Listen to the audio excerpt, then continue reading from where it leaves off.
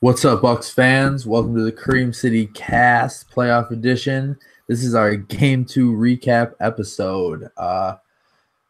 Coming off of a very disappointing game to Boston, we're going to talk about the kind of just the missing spark and the missing piece that's there, as well as our kind of individual assessments of the game. I'm joined with Andrew Goodman, Cream City Central Bucks writer.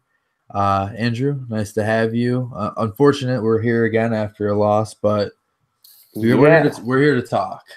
We got a lot of things to talk about. Basically, everything we talked about last edition of the Cream City Cast. Basically, nothing changed from our key takeaways that needed to happen. Giannis Antetokounmpo, 30 points, 9 rebounds, 8 assists was tremendous. Chris Middleton, again, continues to prove himself, 25 points on 10 of 14 shooting, also added 4 rebounds. But, besides them two, did anyone else really get off the bus? I don't think so. Well, John Henson was okay, but other than that, no one else showed up. It's the Bucks are in a interesting stretch right now where they are shooting the crap out of the ball. 60% shooting from the field, 41 from 3. They were 41 from the free throw line, which isn't good. But they've been shooting the ball well, but it's the unforced errors, and we talked about it in our Game 1 recap and our preview towards Game 2 as one of the keys was unforced errors, and they didn't get better, and I'm kind of think they got a little worse. Yeah, it's hard to believe that it could have got any worse, but those unforced errors, like you said, it's just crazy how, befuddled the Bucks get when they're in a rut. It's just they lose all composure and they just forget how to play basketball. No, you're right. And honestly, it's pretty frustrating because a lot of times they're right there. I was watching the game and you see them start to make a run, but they just struggle always to get over that hump, whatever it is in the game. It's either 9 points, getting within that, and then they falter at the end. It's almost like they play better from behind. I mean, I don't know if there's any merit in that. I don't know if any statistics go towards that, but to me, that's like what I think happens. Yeah, there's no greater enemy to the Bucks than themselves, and they really do have a tendency to just, shoot themselves in the foot with all this garbage. But a thing that I thought was interesting was the fact that Malcolm Brogdon only played 19 minutes. Yeah, that was quite puzzling. Yeah, it was interesting. Sterling's minutes went up for sure, but yeah, I guess I don't understand why they did that because they were right there in Game 1. So, it like we said, it's not necessarily big catastrophic changes here. We're talking about shoring up the turnovers, shoring up the offensive possessions.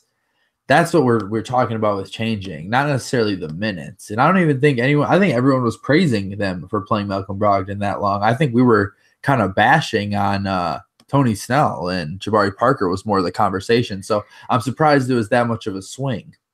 Yeah, like you said, Jabari Parker, it's crazy. 10 minutes, he was a minus 15. Basically didn't do anything besides grab 2 rebounds. Well, he did do something. Nothing positive, but he did contribute. And I saw he made some comments today about, his playing time, and obviously he was frustrated, but I don't think he really has a right to say those things when he's been playing as bad as he's been playing. And it's just kind of like a mentality thing in the sense that when you put your head down, you want people on your team that are going to put it back up. Right. Jabari Parker kind of just sulks when things aren't going his way. Exactly. And it's not even like a necessarily like a vocal, or you can really tell that he sulks. He just kind of disappears. Yeah. And that's pretty much the most upsetting thing, because it's like he's not there for you when you think that he was supposed to be there. Like, just because you didn't get you didn't get the minutes or you didn't make that shot doesn't mean you can just go away. The best players in the NBA, I mean, if you got sat down, if Steph Curry or KD got sat down, they'd come back and they'd be fighting and like, you know what I mean, working Oh yeah. super hard in all cylinders. And I guess it's just kind of like the separation of what kind of player he is, I suppose. Yeah, it's definitely a mental thing for JP, whether he misses a few shots, has some turnovers, or gets scored on, his body language is just what's the most indicative to me. It's just talked about it before. He just looks completely disinterested. He just doesn't get back on defense. It's just puzzling, shows really no effort defensively. It's just really getting worse when you thought, all right, come on, man. We know this guy has some potential. Like, show us something. This is your contract year. He's costed himself probably $10 million, if we're being honest. Easily. If not more than that. And, it's really disappointing because, we did view him as a cornerstone, but I think he's having trouble understanding after, 2 ACL tears and all that recovery time miss and practices and all that. There's going to be a change in the guard. And that's why, it's nice to see Chris Middleton take on, that 2A type guy, Yeah. And second best player.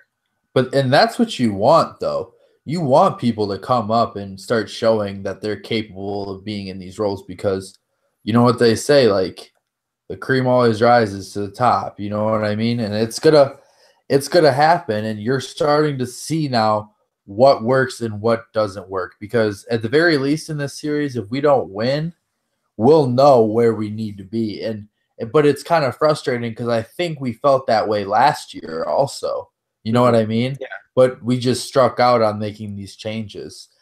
The one thing I did like from game 2 is I did like that Shabazz Muhammad played because I think you just need more basketball players out there. You can't, you know what I mean? I just feel like sometimes like basketball IQ and like playing within a system and knowing what to do. And I know that goes a lot with the coach and having a structure and everything like that. But you also need to have people that are able to fill into those roles and be flexible. Right. And it was a great game, all things considered, for Shabazz Muhammad. I don't think any of us really thought he would have that big of an impact. 4 of 8 from the floor, 11 points, +6. It's a pretty big deal considering pretty much everyone else besides Shabazz Muhammad and Sterling Brown were negative, and they were the only 2 guys with plus minuses and the pluses. So I think it was a great game for him. And he only played 12 minutes. Yeah, but my concern with Shabazz playing well is that could maybe, force Joe Prunty to cut into Brogdon's playing time a little bit, play Shabazz more, and then not really play Sterling Brown as much. And I believe Sterling Brown should be seeing the floor for at least 15 minutes per game. I think whatever Jabari Parker was supposed to get in this series, I think Sterling Brown should be getting, at least a decent amount of those minutes. Yeah, I definitely could see he's arguably the best perimeter defender the Bucks have in terms of tenacity and bringing it. So I don't understand why Sterling Brown's not playing. I don't know. Maybe he said something. He just needs to start shooting with a little more confidence, I think. Yeah, he's passing up a lot of threes. Yeah, I mean, I can remember a couple times in the game where he would catch it and the threes there, and that's what we want. And, that's what his role is on the team. And then he puts his head down for a one dribble, and then all of a sudden Boston's defense just collapses on him. Enough of this rookie, This pump fake sidestep garbage needs to go. Yeah. And, I mean, Bledsoe, I guess we should address what he said after the game. Yeah. So after the game on game 2, I believe it was Matt Velasquez, right? I believe asked him something in regards to, how do you feel about like Terry Rozier and like whatever, how he's been playing against you, right? And then Bledsoe says, I don't know who the expletive that is. And just by the rhythm of my voice, I think you can understand what I was going to say. But you can't say that stuff and not step up because let's think about it. I mean, I think we know Terry Rozier can start on some teams, but that's a backup point guard, dude. And he's been giving you the straight the business. Like, this series. Yeah, you know, Eric Bledsoe really doesn't have any right to talk crap when, you know, he's just getting fathered by Terry Rozier. I'm going to go through some statistics here regarding the Terry Rozier-Eric Bledsoe matchup. All right, so game one, Terry Rozier, 23 points, 4 rebounds, 3 assists. Eric Bledsoe, 9 points, 5 turnovers, and he fouled out. Can't forget that he, you know, pretty much sent Eric Bledsoe back to Phoenix with that wicked crossover. And then in game two, Terry Rozier, 23 points, 3 rebounds, 8 assists. Eric Bledsoe, 12 points, 4 assists, 5 of 13 from the floor. And I don't think Terry Rozier has any turnovers in this series, which is just mind-boggling. Yeah, he had none in game 2, so if he had none in game 1, then yeah, no turn. That's just crazy. And they're going, and the beauty of Boston is they're running 9 deep without Gordon Hayward and Kyrie Irving. Brad Stevens. 9 deep. Brad Stevens for president. Yeah. Amen. He would make the Bucks a championship contender right off the bat for sure. I mean, it's just like it really speaks for the system they're in. I mean, look at Shane Larkin, 20 minutes, 11 points, 5 of 8 shooting. Come on, man. You know, what are we doing here? When he made that prayer at the end of the third quarter, I turned the game off. I was like, that's it. I'm not going to sit here and let Shane Larkin punk us. The Bucks, I don't know if this is a stat or if it's just a feeling that I have. The Bucks are the worst team when it comes down to any time clock running down, whether it's shot clock or game clock. They're literally, I feel like, always give up a buzzer beater or give up an offensive rebound or something. You know, also we talked about it on our last edition about the turnovers and how if the Bucks aren't really creating any live ball turnovers or turnovers period, they're not going to be able to score. And you look at game 2, Celtics only had 5 turnovers, and what was the score? 120 to 106. So that's about right. You know, Jaylen Brown took a jab at the Bucks. He said something along the lines of, you know, we know if they don't cause any turnovers, they're not going to score. So if we take care of the ball, we're going to win. And he also threw some shade at the Bucks defense, saying, I don't know why they keep going under my screens.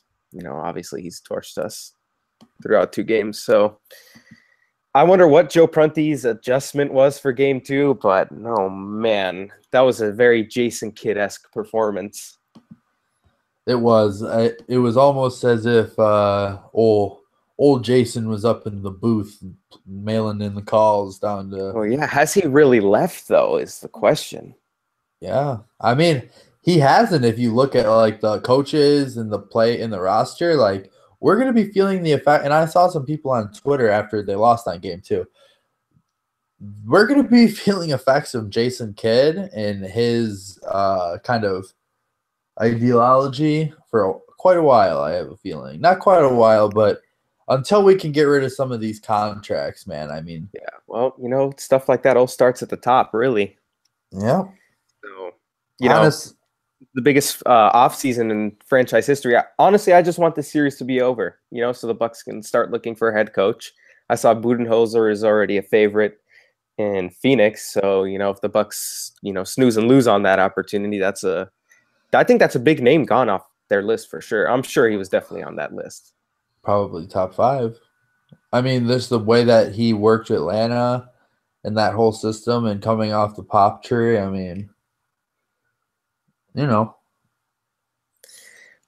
Well, I guess it's safe to say Joe Prunty is not the GOAT after all. Unless he wins 16 straight. Oh, man. You know, as Bucks fans, I feel like we're used to this disappointment, but, you know, we always think it can never get worse, but it's somehow they find new ways to make it worse. It's just I felt really good going into game 2. I did too. I did too. Really, really good about it. And it's just like, I don't know, vintage Bucks. Yeah, but you know, I guess you gotta lose 2 to win in 6. So, you know. Someone else said that to me, and I was just like, I hate this. No, I'm definitely not one of the Bucks in 6 truthers, that's for sure. Honestly, you know, I'm going to try to be optimistic here. You win game 3, see what happens. Right? Yeah. That's what you got to do. You got to win a game to, start somewhere. I can promise you we're not winning 7, so we might as well win 5. You got to win these 2 and you got to win 5. Yeah, got to protect home court. Yeah. I don't think anyone's trying to protect the Bradley Center. Oh, God. That place is a dump. I'm sorry. It's got some history, but I'm ready for that new arena. Yeah.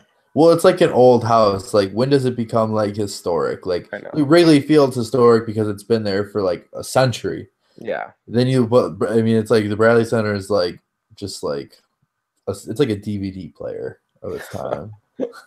Man, I went to the Toronto series last year, and it was the first time I'd been to the Bradley Center since I was like 12. Wow. And you see it on TV, but it's ugliness. I don't know. It's just so ugly that it's actually kind of pretty, if that makes sense. 50 Shades. It's like 50 Shades of Grey inside. Yeah, exactly. All right, man. All right. Well, I think we'll end on that note. Yeah, I think so. All right. This has been the Cream City Cast. We are presented also by Shepherd Express. You pick up their publications around local spots in Milwaukee or check them out at shepherdexpress.com. We're going to be coming out with the preview podcast coming out tomorrow. Should be middle of the day before that comes out. So we'll see you then. And you could hit me up at Dylan Piccolo 35. I always forget to do our socials. You can hit Andrew up at Andrew_Goodman 3. 3, right? Yes. I always want to say 5, but it's 3 for sure. Numero trace. Trace. One thing the Bucks would need.